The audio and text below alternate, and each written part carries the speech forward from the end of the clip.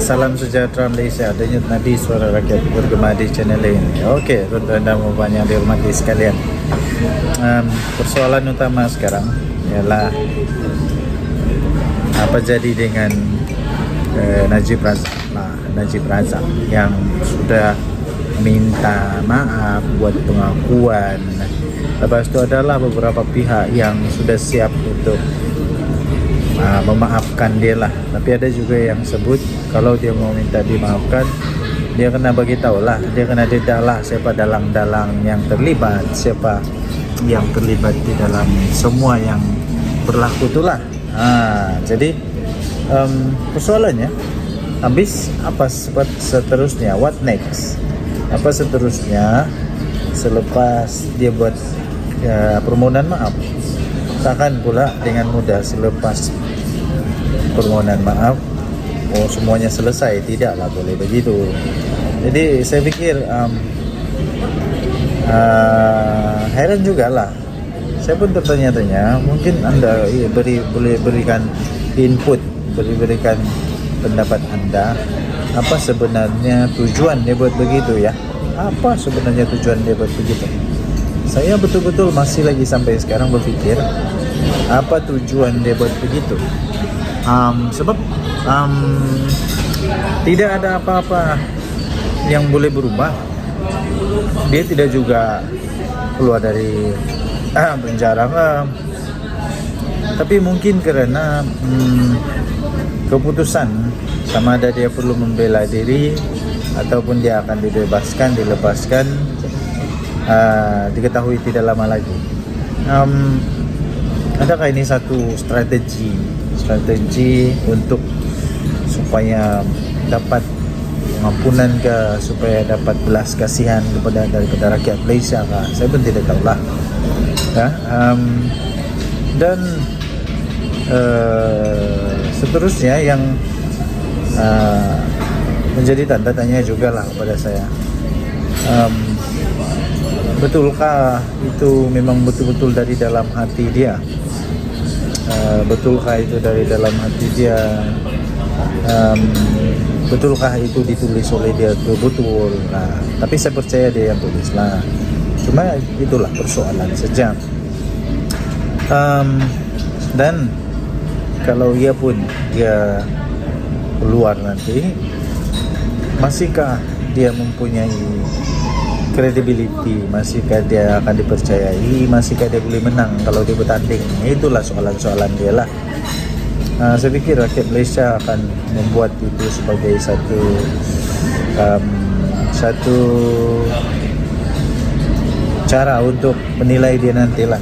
Satu cara untuk menilai dia nanti, apakah dia akan dipercayai lagi ataupun rakyat sudah tidak percaya dia lagi. Jadi itulah itu perkara yang saya masih lagi tertanya-tanya sekarang. Apa sebenarnya tujuan dia mohon maaf itu? Apa sebenarnya tujuan dia mohon maaf? Dan kalaupun orang mohon maaf, apa yang berlaku? Tidak apa-apa yang berlaku sudah pun. Paling-paling orang simpati dengan dia, itu saja. Dan seterusnya nanti kita akan ulas pula bagaimana pula dengan Rosmah Mansor. Rosmah Mansor apa pula dia punya merit? Apa pula dia punya merit? Tidak ada apa merit Rosmah Mansor, macam dia ada pun. Okey, dan nanti soal rakyat bergema di channel ini. Bye-bye.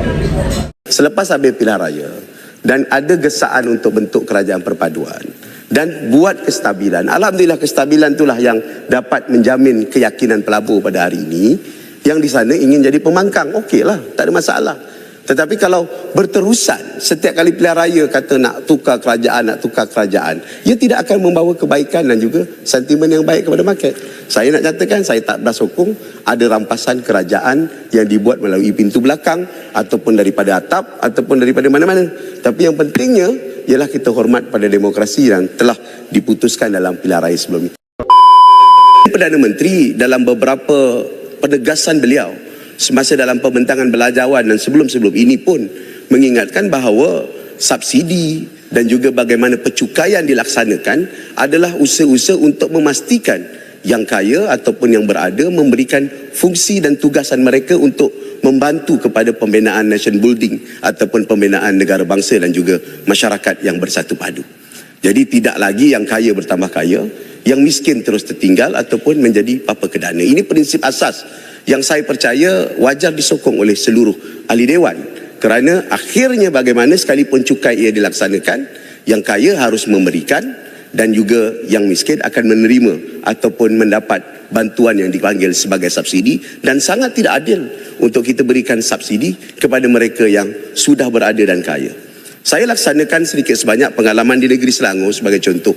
Pada tahun 2019, apabila saya telah mensasarkan semula pemberian subsidi untuk air percuma di dalam negeri Selangor, memang terdapat pelbagai kata-kata dan juga sindikel yang ada di luar sana yang menganggap bahawa ia akan memberi kesan kepada sokongan politik mahupun memberi kesan kepada kehidupan rakyat secara meluasnya. Teringat saya bagaimana kerajaan apabila kerajaan cuba mensasarkan subsidi diesel, dan mungkin selepas ini RON 95. Walaupun secara politically pada ketika ini, di saat suara pembangkang yang kuat, di saat seruan mereka yang begitu keras, ia mungkin tidak betul, tetapi ataupun tidak mencapai kejayaan segera, tapi akhirnya kita akan dapat melihat ketegasan kerajaan ataupun fungsi kerajaan untuk melaksanakan perkara yang betul. Saya ambil contoh, apabila saya buka pendaftaran untuk air percuma di negeri Selangor, kita sasarkan untuk 600,000 daripada keseluruhan 2.4 juta akaun, termasuk Kuala Lumpur wilayah dan persekutuan, bagi menerima skim air Darul Ehsan, iaitu meneruskan air percuma di dalam negeri Selangor. Setakat ini hanya 340,000, walaupun saya dah naikkan lantai dan shillingnya kepada penerima-penerima di kalangan RM5,000 dan ke bawah. Saya percaya namun kerajaan perlu menerangkannya dengan tuntas dan jitu lebih awal ketika dilaksanakan, termasuk mengambil langkah-langkah susulan supaya kesannya itu tidak terlalu terus kepada rakyat. Dan hari ini kerajaan telah melaksanakan beberapa langkah-langkah terbaru. Tadi Kota Melaka berkongsi bagaimana kita telah berbelanja 13 bilion secara keseluruhan, meningkatkan sumbangan tunai ramah sehingga 4,000 lebih, dan juga beberapa program-program yang terus kepada rakyat seperti program Sejati Madani. Saya tertarik apabila Kota Melaka membangkitkan, ada juga seruan politik kaum yang membangkitkan orang Cina tak cukup. Tapi apabila diumumkan bantuan untuk sekolah atau bantuan untuk kampung baru Cina, di sana ramai penyokong-penyokong daripada perikatan membangkitkan orang Melayu tak dapat apa-apa. Sedangkan hakikatnya dalam Sejati Madani secara keseluruhannya ada 1 bilion. Kampung-kampung Melayu ada 600 juta ringgit Malaysia, 200 juta ringgit Malaysia untuk kampung-kampung, manakala 100 juta untuk universiti yang sebahagiannya orang Melayu dan sebahagiannya orang Islam. Dan perkara ini perlu dibetulkan kerana akhirnya siapapun yang mentadbir dan memerintah, pembentukan masyarakat yang bersatu padu itu akan tetap menjadi cita-cita kerajaan, dan pembangkang tidak boleh menggunakan elemen ini semata-mata untuk mendapat kepentingan sementara ataupun mendapat keuntungan sementara, kerana akhirnya Malaysia tidak akan dapat bertahan dengan upaya itu. Silakan. Sikit Yang Berhormat, kalaulah satu masa nanti Yang Berhormat akan jadi Perdana Menteri, adakah peruntukan kepada ahli-ahli pembangkang dibagi tak? Saya mulakan perkara tersebut di Selangor pada tahun 2018. Kita berikan peruntukan itu dan kita teruskan. Tetapi kena ada persefahaman lah. Persefahaman itu bukan bererti kita harus bertingkah setiap masa dan waktu. Saya rasa pihak kerajaan telah memulakan rundingan. Tetapi apabila rundingan itu dibalas dengan kenyataan media dan tidak diikuti dengan perbincangan seterusnya, saya percaya perkara itu perlu ada kedua-dua pihak untuk bersetuju dalam beberapa asas sebelum kita bersetuju untuk menyampaikan peruntukan yang sama dan seimbang dengan semua. Ahli yang berhormat yang saya kasih sekalian, saya tertarik juga dengan satu peruntukan sekitar 10 juta untuk agensi keselamatan cyber negara ataupun NASCA, yang mana ia akan menambah penjawatan di kalangan warga ataupun NASCA sebanyak 100 orang lagi. Ini adalah satu peruntukan yang saya kira very significant ataupun sangat signifikan kepada masa depan negara, khususnya kita diambang ataupun kita sudah masuk sebelah kaki ataupun sebahagian daripada hidup kita di bawah dunia kecerdikan buatan, bukan pun kecerdikan tiruan setengah orang sebut. Yang Berhormat sebut bahawa kecerdikan buatan ataupun artificial intelligence ini harus kita siapkan beberapa langkah. Saya setuju pihak MOSTI telah menyediakan satu garis panduan etika, dan kita juga kena bersiap sedia kerana kalau kita lihat beberapa karya yang telah membangkitkan dalam istilahnya surveillance capitalism, saudara adalah Shoshana Zuboff yang membangkitkan tentang beberapa istilah yang telah kita lalui dan kita telah kesan. Kesan-kesan itu ialah behavior surplus dan behavior modification. Yang berhormat sekalian, kita perlu belajar daripada pengalaman bapa buah negara dan pengalaman kita. Apabila kemasukan sosial media tanpa menyediakan garis panduan etika dan juga menyediakan latar belakang untuk mempertahankan kedaulatan negara, termasuk untuk memastikan nasib kepada rakyat tidak dipengaruhi dengan algoritma yang mungkin merosakkan rupa bentuk negara kita. Dan ini kesan yang berlaku semasa Trump menang kali pertama ataupun ketika kejadian Brexit pada beberapa tahun yang lepas. Dan ini terhasil kerana kita tidak sedar tentang behavior surplus ini yang akhirnya memberikan kesan kepada langsung kepada gerak-geri tingkah laku dan tidak tanduk kita. Dan tidak tanduk kita itu kemudian disalurkan kepada perniagaan, produk dan perniagaan yang dibuat, dan akhirnya kita menjadi alat ataupun menjadi kontrol yang dibuat oleh pihak-pihak tertentu yang mempunyai super mesin seperti mesin dalam sosial media. Lebih-lebih lagi dalam artificial intelligence yang akan memberi kesan kepada apa yang dipatakan tentang kejituan ataupun ketulinan kepada sesuatu perkara. Bayangkan kalau soal kecil seperti soal-soal seperti pembuatan tesis dalam peperiksaan ataupun nilai bagi ilmu dan juga nilai bagi pengetahuan dalam sistem sekolah. Semua sistem nilai ini akan hancur kalau kita tidak ada kawalan ataupun usaha untuk mengawal. Ini bukan bererti kita nak tutup sosial media ataupun kita kena kawal ataupun tutup artificial intelligence, tetapi perlu ada garis etika dengan menyedari bahaya-bahaya seperti ini. Dan mungkin pada hari ini kalau kita lihat ChatGPT ataupun yang dipanggil sebagai artificial intelligence AI yang terbuka, sudah boleh meniru suara orang, dan ini akan memberi kesan kepada nilai keselamatan individu dan nasib masyarakat secara keseluruhan. Di saat apa yang disebut fakku raqabah, membebaskan penghambaan ini, saya ingin membuka paradigma seluruh ahli dewan bahawa ada kongkongan dan cloud yang besar yang boleh mengawal kita kalau kita tidak kawal, khususnya memahami artificial intelligence yang boleh menguasai, memberikan kebaikan, mempermudahkan kehidupan kita. Tetapi kalau tidak dikawal dengan baik, ia akan menjadi kongkongan kepada masyarakat dan juga warga kepada rakyat negara kita. Ini penting kepada sistem pendidikan kita. Ini penting kepada sistem nilai yang ada dalam negara dan rakyat kita. Yang berhormat sekalian, sebagai kerajaan saya percaya Tambun dan rakan-rakan pimpinan percaya kepada disiplin fiskal. Disiplin fiskal ini telah ditunjukkan dengan baik apabila kita cuba mengurangkan jumlah hutang. Tapi dalam masa yang sama, kita juga mempertingkatkan kebertanggungjawaban sosial untuk memastikan nasib masyarakat dapat dibela dan diteruskan dengan peningkatan-peningkatan sokongan termasuk dalam bidang pendidikan. Saya nak sebut balik apa yang saya tanya tadi. Yang berhormat, ada baca tak konten MOU yang diberikan kepada kami itu? Kalau yang berhormat baca, saya rasa yang berhormat sendiri pun akan terkejut. Dan saya nak tanya, kalau di Selangor yang berhormat dipahamkan memberi peruntukan, adakah ada MOU dan konten yang sama kepada semua ahli-ahli Dewan Undangan Negeri Selangor sehingga mereka dapat peruntukan? Yang berhormat, mungkin di Selangor tajam dan pertarungan itu tidak sehebat di peringkat persekutuan walaupun jumlah opposition bertambah. Tapi keadaannya berbeza dan sudah pasti suasananya berbeza. Tetapi pengalaman kita ketika berurusan dengan BERA satu ketika dahulu, BERA telah mengemukakan satu solusi ataupun satu MOU cadangan diikuti dengan pembentukan jawatankuasa.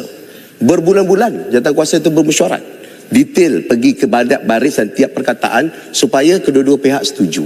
Jadi saya percaya langkah persetujuan MOU itu kalau dimulakan dengan satu preamble ataupun satu aturan yang tidak dipersetujui dan agak dianggap sepihak, ia harus ada cadangan balas dan harus diwujudkan medium.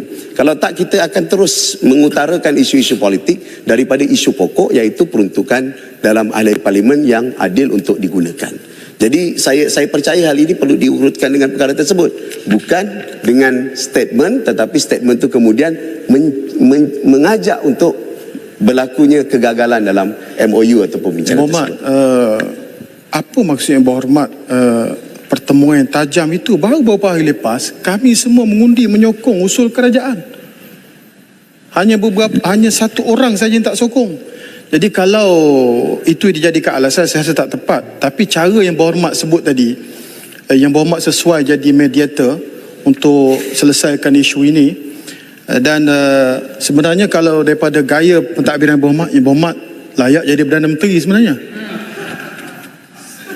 Terima kasih kepada PAS dan PN yang telah menyatakan PH ada calon Perdana Menteri. Ya, baik.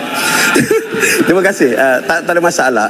Itu tak kisahlah. Saya bagi ruang dan masa. Kalau nak perlukan perbincangan, tak ada masalah. Dalam banyak urusan saya jadi wakil rakyat, dia orang nak bercerai pun banyak saya satukan balik. InsyaAllah saya tak ada masalah untuk jadi mediator dan berbincang untuk kemakmuran dan juga kebaikan bersama. Pokoknya ketika kita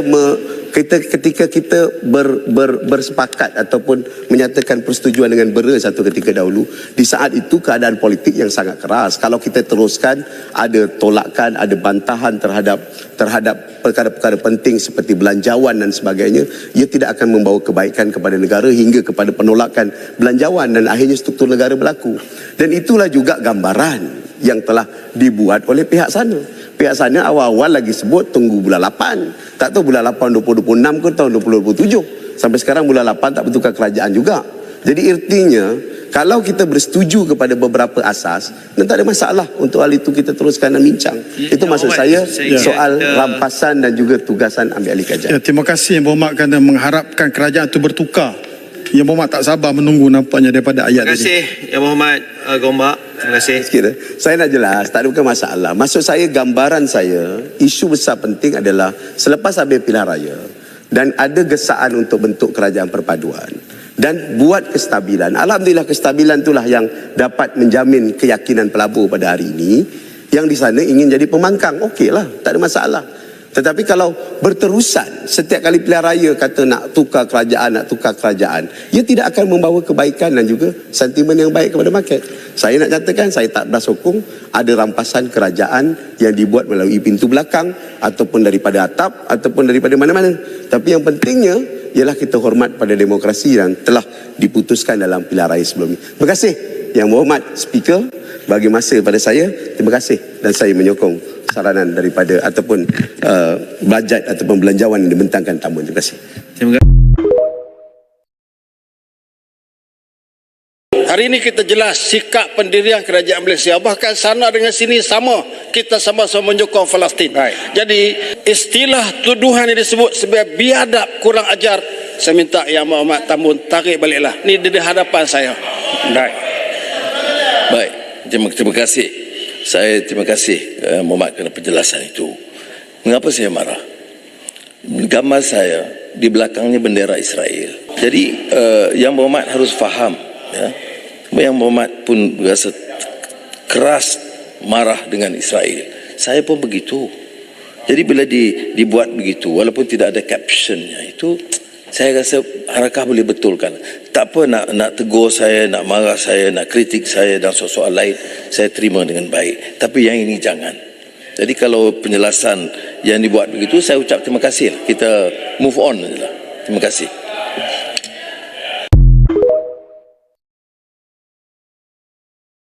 Hari ini kita jelas sikap pendirian kerajaan Malaysia, bahkan sana dengan sini sama, kita sama-sama menyokong Palestin.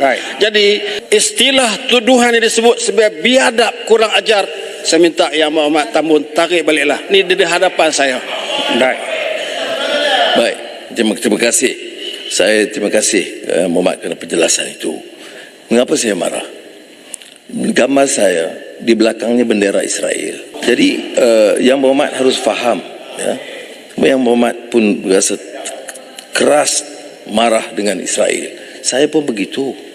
Jadi bila dibuat begitu, walaupun tidak ada captionnya, itu saya rasa harakah boleh betulkan.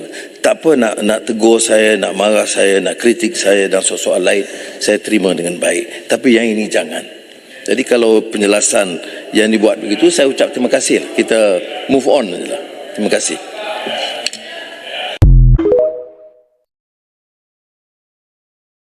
Hari ini kita jelas sikap pendirian kerajaan Malaysia, bahkan sana dengan sini sama, kita sama-sama menyokong Palestin. Jadi istilah tuduhan yang disebut sebagai biadab, kurang ajar, saya minta Yang Berhormat Tambun tarik baliklah. Ini di hadapan saya. Baik, terima kasih. Saya terima kasih Muhammad kerana penjelasan itu. Mengapa saya marah? Gambar saya di belakangnya bendera Israel. Jadi Yang Berhormat harus faham, ya.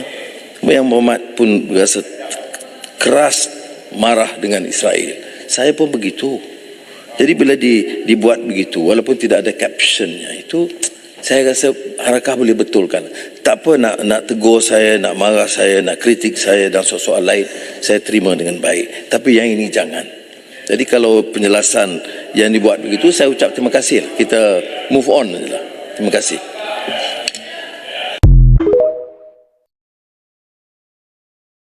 Kalau setakat murah awak nak pertikaikan isu-isu yang lebih besar daripada itu, ini cukup tidak berbaloi.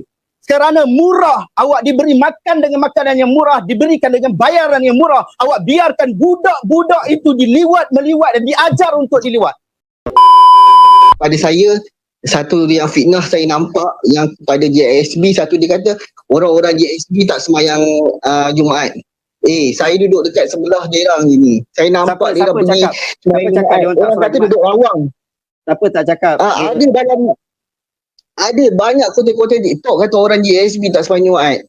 Ada banyak ada pertanyaan tu dihebah-hebahkan. TikTok. Saya bukan JSB. Saya orang duduk dekat dengan JSB. Kedai JSB saya selalu pergi, klinik JSB saya pergi, dan harga dia orang termurah daripada compare dengan harga orang-orang lain. Memang dia orang punya murah. Kalau kita pergi klinik 60, 70, 80. Kalau kita pergi dekat klinik JSB 30, babe. 30, 40. Macam tu je rate dia. Sangat-sangat murah. Dan dia punya makanan pun nak compare hari Jumaat. Bayar seikhlas hati. Bagi RM1 pun dia nak terima tau. Okey, hari Jumaat. Tuan solat guide. Okey, dengar dulu. Bagi saya cakap. Bagi dia cakap. Bagilah saya ruang. Ini saya punya flow, bagilah saya ruang. Betul tak? Sila. Bagi tu saya kesal sangat. Berapa banyak orang kafe-kafe tu ingat JSB punya duit daripada organisasi ke? Bukan. Dia adalah franchise. Maknanya daripada JSB dia lahirkan usahawan. Franchise? Kalau nak kira Encik Ustaz ke apa saya tak tahu. Awak berapa banyak awak lahirkan usahawan orang Islam? Solat guide, dia franchise. Bukan dia franchise, maksud dia sumbangan dia boleh hasilkan satu kafe yang menghasilkan dia dapat duit. Kafe tu bukan JSB, dia dapat duit sendiri. Daripada mana? Daripada JSB lah. JSB dapat untung daripada mana? Tapi dia pun untung ke? JSB SSM ada bisnes dia 137,000 tahun 2021. Dia ambil duit daripada mana? Zakat negeri-negeri telah membuktikan bahawa mereka tidak membayar sepusim pun duit zakat.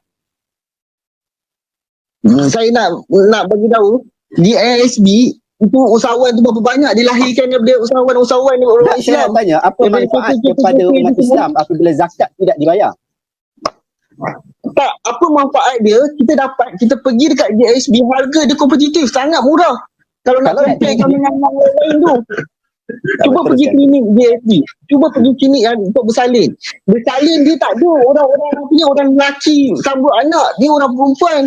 Doktor perempuan. Saya sebelum ni dekat Columbia Asia, anak saya beranak baru ni, tak ada apa lelaki, semua perempuan juga. Columbia Asia, Cina punya.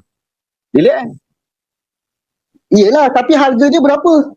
Harga dia sangat-sangat berpatutan. Anak saya duduk sampai 7 hari, mewah duduk dalam tu. Sangat berpatutan. Berapa Columbia tu berapa harga dia? Berapa harga Columbia? Columbia tu total dia berapa? RM3,000. RM3,000. Mana ada RM3,000 kat Columbia?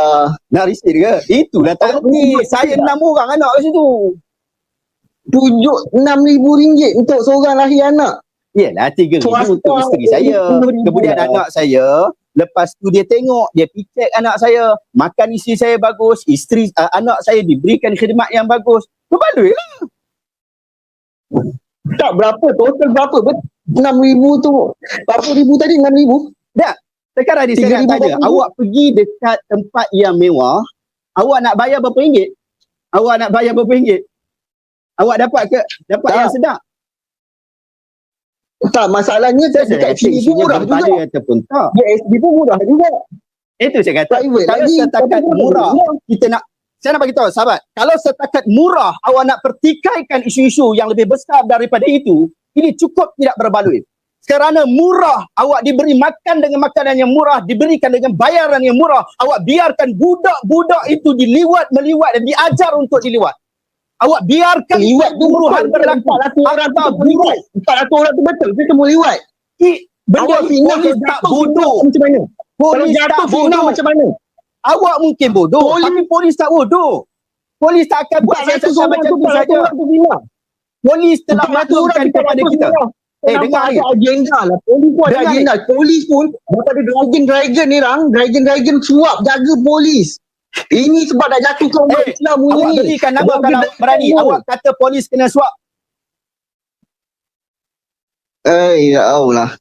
Ini kita berikan Awak kepercayaan yang tinggi kepada bukan orang kecil yang ambil, Okey, awak ambil tengok, tugas awak ni. tengok Yang ambil yang tugas dadah ni adalah tu, ketua dadah tu. polis negara. Anak apa tu? Anak Ketua polis negara ambil tanggungjawab. Bukan orang Sampai kecil-kecil. sekarang tak tangkap lagi lah. Sampai sekarang tak CEO tangkap kena lagi. Sampai tangkap sekarang tak bro. beritahu lagi. Tak CEO yang beritahu kena lagi. tangkap. Tak, dengar dulu ah. Kes dadahnya ada seorang jutawan anak yang kes tak tangkap dadah tu, ada bicara tak sampai sekarang? Bro, sekarang Reza yang pukul tu, dia dah kena dakwa semalam. Hari ni CEO kena. Akta buruh bulan 9 hari tu dah keluar bahawa GSB tak bayar gaji. Dia dah kena tindakan oleh pihak buruh. Akta buruh. Bagi Dah saya cakap kena, dulu. mahkamah buruh Bagi dah saya kena cakap kan. Bukan Bagi saya baru cakap baru dulu, nak okey. cakap, dah kena. Awak jangan butakan mata Polis- awak. Allah Ta'ala bagi mata, Polis bagi yang telinga, bagi anak- hati. anak Tengok jutawan tu betul-betul. Ni kalau anak awak kena macam Anak mana? jutawan ni. Tak, anak jutawan tu yang kena tangkap apa tu tanam Awak pokok sedang buat ganja satu tu. penukaran isu. Sekarang kita sedang bincang pasal GISB. Ini adalah falasti yang biasa Saya nak dilakukan cakap oleh pasal geng-geng polis. ajaran sesat. Saya nak cakap awak bercakap pasal awak sentuh integriti polis. Saya nak kata Saya tak Orang tentu. yang tanam Awak ni yang pokok. kata polis kena suap. Awak yang kata. Saya berpegang teguh kepada polis negara kita. KPN yang ambil tugas ni. KPN yang jalankan kerja ni. Ketua polis negara sendiri yang bekerja di sini.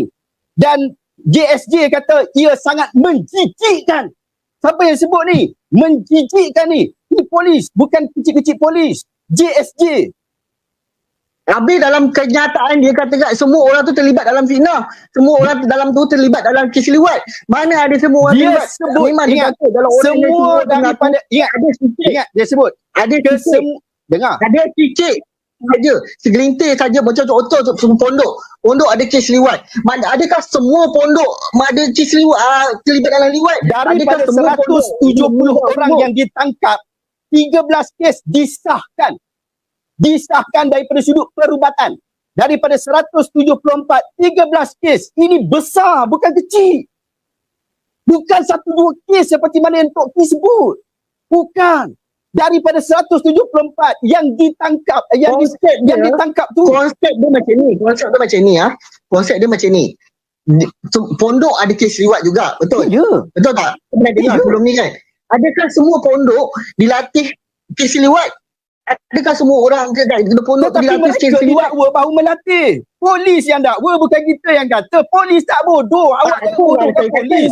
Polis keluarkan kenyataan. Ada agenda yang dilatihkan JSB. Agenda apa? Awak ni, awak orang Islam kan? Awak salat kan? Dengar ni. Dalam kaedah kita disebut nahkum bil zawahir wallahu yatawalla sarair. Kita berhukum pada perkara yang kita jelas di depan mata kita, tetapi daripada sudut perkara-perkara rahsia kita letakkan di Macam hadapan mana pula? pada Allah. Ini Betul. adalah prinsip. Sabar dulu, bagi saya bercakap dulu. Saya nak Macam cakap, awak awak betul, nak cakap. awak Biarlah saya cakap. Islam. Lagi saya bagi awak cakap pula. Okey, Dengar awak ni. cakap dulu. Dengar ni. Nahkumu bil zawahir wallahu tawalla sarair. Perkara yang jelas dekat sini, pihak polis, satu badan yang berautoriti, memberikan penjelasan kepada media tentang betapa seriusnya proses ini, betapa seriusnya perkara ini. Dan dia sebut ia berkaitan dengan GISP secara terang-terangan. Sehingga hari ini 19 orang daripada kalangan syarikat GISP dan salah seorangnya adalah CEO GISP sendiri, mereka ditahan. Mereka ditahan dan telah direman. Isu ini bukan isu kecil. Ini bukan bodoh. Polis tak bodoh. Polis tak bodoh. Mereka tak akan buat tindakan sewenang-wenangnya. Silakan. Okey. Macam ni okey, kita konsep dia macam ni Okey, kalau kata-kata pondok ada banyak. Betul. Dalam pondok pun ada kes lewat. Okey. So adakah dalam pondok tu kalau kita katakan kita ada 1000 pondok.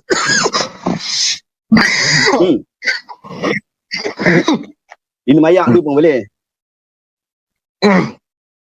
Kalau kita ada 1000 pondok, kita katakan kalau ada 100 terlibat. Ada 100 pondok terlibat. Adakah semua pondok ni terlibat dalam kes liwat? Saya jawab Saya jawab Sekiranya semua pondok itu berada pada satu pengurusan yang sama dan ia berlaku di dalam beberapa pondok dia, pasti pondok itu perlu disiasat.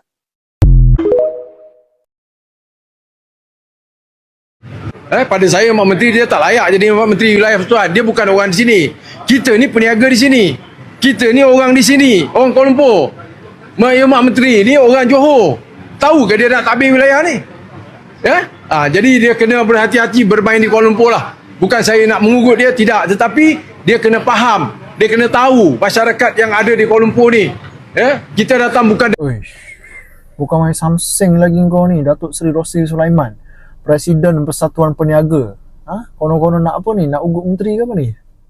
Nak tunjuk kau samseng. Bila YB Menteri reform sistem pengurusan bazar, lepas ni di BKL yang kau urus dengan peniaga, terus kau keluar daripada sarang. Gaya bercakap aku tengok berlagak macam KL ni bapak dia yang punya, bapak engkau yang punya ke apa KL ni? Kuala Lumpur ni semua kena tunduk dekat engkau. Di BKL kena dengar cakap engkau, menteri kena dengar cakap engkau, macam tu. Ambuh engkau, bukan main sombong lagi cara kau bercakap siap cakap lagi tu. Dia kata apa? Dr. Zaliha ni orang Johor. Apa dia tahu pasal Kuala Lumpur? Kena berhati-hati duduk Kuala Lumpur ni. Urus dekat Kuala Lumpur ni Dr. Zaliha.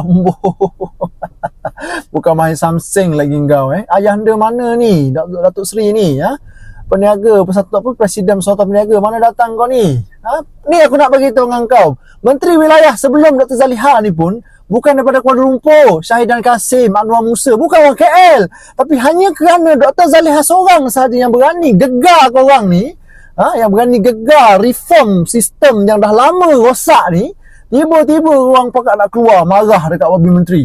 Petikai, Wabi Menteri bukan orang KL, Wabi Menteri tak faham apa yang berlaku dekat KL. Ambuh hingga sedap selama ni duduk kan, makan duit atas angin. Tiba-tiba menteri datang, menteri kacau korang, baru nak merentan. Semua orang tahu, dekat Malaysia ni semua orang tahu, main tender tapak bazar ni boleh buat duit, lubuk buat duit bertahun-tahun. Bertahun-tahun puak-puak kau ni, geng-geng korang ni jadi kartel, makan duit atas angin. Ni hasil main tender tapak bazar ni. Bukan kita tak tahu. Agihan tapak meniaga dekat bazar ni, dia sistem dia siapa yang bayar lebih, bayar mahal lah dia dapat lot meniaga dekat bazar. Bukan kita tak tahu, benda ni berlaku dah lama dah. Tak ada orang berani ambil tindakan saja. Datang Kerajaan Madani barulah terbongkar habis. Kerja-kerja korang ni. Datang Dr. Zaliha, Iron Lady. Dia Anwar Ibrahim hantar Iron Lady seorang, bergegar korang hari ni. Habis kacau bilau ke tengok korang ni. Last sekali Pakcik Taiko ni, gangster ni kan, Samseng ni, Presiden Persatuan Peniaga ni, dia minta YB Menteri selesaikan dulu isu warga asing meniaga dekat Pasar Pudu, Pasar Keramat, Cokit apa semua kan. Pertama sekali aku nak tanya balik ni, Presiden Persatuan Peniaga ni, selama hari ni aku nak tanya, siapa yang duk jual tapak niaga dekat warga asing ni? Kau ingat senang-senang orang warga asing ni nak niaga dekat pasar kita ni kalau tak ada persatuan yang backup dari belakang? Bukan kita tak tahu benda ni. Dah lama dah berlaku. Cuma tak ada menteri, tak ada orang yang berani gegar korang ni. Ni Dr. Zaliha yang berani buat ini. Okay, Pakcik dia ingat apa bila dia ugut menteri macam ni? Dia ugut Dr. Zaliha macam ni, Dr. Zaliha akan tunduk dekat dia. Dr. Zaliha akan tarik balik, bagi semula Persatuan Peniaga, orang tengah yang handle tapak bazar lepas daripada ni. Tak payah bagi di BKL, tak payah berangan lah. Daripada hari pertama Dr. Zaliha dapat ditukarkan pegang portfolio Kementerian wilayah ni, banyak mana dah kata-kata yang bersarang selama ni dekat Kuala Lumpur ni kecut perut. terbongkar habis dah ni. Sebab Dr. Zaliha ni dia reform habis daripada atas sampai bawah. Sebab itu ramai yang tak puas hati dengan kerajaan Ahmad Dhani hari ni. Sebab apa? Sebab reform itu sedang berlaku. Pekerja-kerja macam apa, kau tengoklah tadi berapa ramai yang terkesan bertahun-tahun isu pengurusan tapak bazar ini. Peniaga suarakan daripada dulu sampai sekarang. Cuma sekarang ini baru ada tindakan. Sebelum ni tak ada orang kacau pun persatuan peniaga ni. Hari ni Dr. Zaliha Iron Lady gegar korang semua. Barulah korang semua nak keluar daripada gua kan. Pada saya Mak Menteri dia tak layak jadi Mak Menteri Wilayah Persatuan. Dia bukan orang di sini. Kita ni peniaga di sini. Kita ni orang di sini. Orang Kuala Lumpur. Mak Menteri ni orang Johor. Tahu ke dia nak tabir wilayah ni? Jadi dia kena berhati-hati bermain di Kuala Lumpur lah. Bukan saya nak mengugut dia, tidak. Tetapi dia kena faham. Dia kena tahu masyarakat yang ada di Kuala Lumpur ni. Kita datang bukan... Bukan main samseng lagi kau ni, Datuk Seri Rosli Sulaiman, Presiden Persatuan Peniaga. Konon-konon nak apa ni? Nak ugut menteri ke apa ni? Nak tunjuk kau samseng.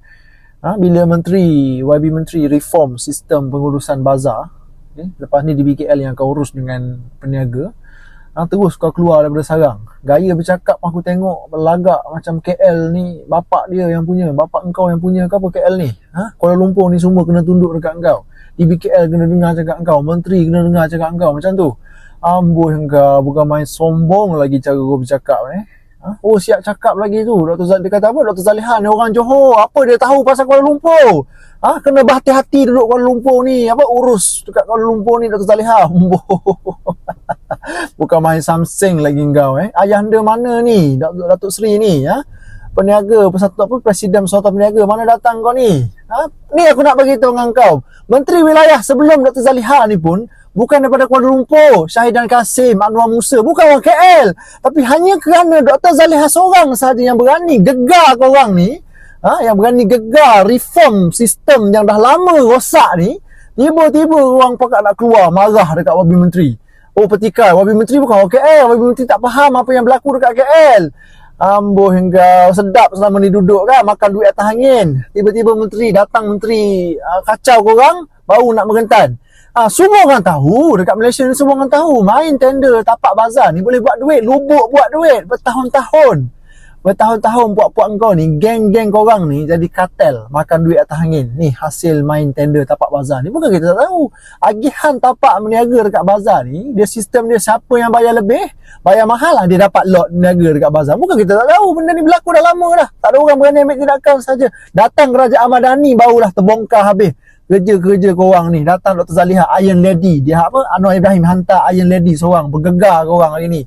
Habis kacau bilau ke tengok korang ni. Last sekali Pakcik Taiko ni, gangster ni kan, samseng ni, Presiden Persatuan Peniaga ni, dia minta YB Menteri selesaikan dulu isu warga asing meniaga dekat Pasar Pudu, Pasar Keramat, Cokit apa semua kan. Pertama sekali aku nak tanya balik ni Presiden Persatuan Peniaga ni, selama hari ni aku nak tanya, siapa yang duk jual tapak niaga dekat warga asing ni? Kau ingat senang-senang orang warga asing ni nak niaga dekat pasar kita ni kalau tak ada persatuan yang backup daripada belakang? Bukan kita tak tahu benda ni. Dah lama dah berlaku. Cuma tak ada menteri, tak ada orang yang berani gegar korang ni. Ni Dr. Zaliha yang berani buat ini. Okay, Pakcik dia ingat apa? Bila dia ugut menteri macam ni, dia ugut Dr. Zaliha macam ni, Dr. Zaliha akan tunduk dekat dia. Dr. Zaliha akan tarik balik, bagi semula persatuan peniaga, orang tengah yang handle tapak bazar lepas daripada ni, tak payah bagi di BKL, tak payah berangan lah. Daripada hari pertama Dr. Zaliha dapat ditukarkan pegang portfolio Kementerian wilayah ni, banyak mana dah kata-kata yang bersarang selama ni dekat Kuala Lumpur ni kecut perut. Terbongkar habis dah ni. Sebab Dr. Zaliha ni dia reform habis daripada atas sampai bawah. Sebab itu ramai yang tak puas hati dengan kerajaan Ahmad Dhani hari ni. Sebab apa? Sebab reform itu sedang berlaku. Pekerja-kerja macam apa, kau tengoklah tadi berapa ramai yang terkesan bertahun-tahun isu pengurusan tapak bazar ini. Peniaga suarakan daripada dulu sampai sekarang. Cuma sekarang ini baru ada tindakan. Sebelum ni tak ada orang kacau pun persatuan peniaga ni. Hari ni Dr. Zaliha Iron Lady gegar korang semua. Barulah korang semua nak keluar daripada gua kan.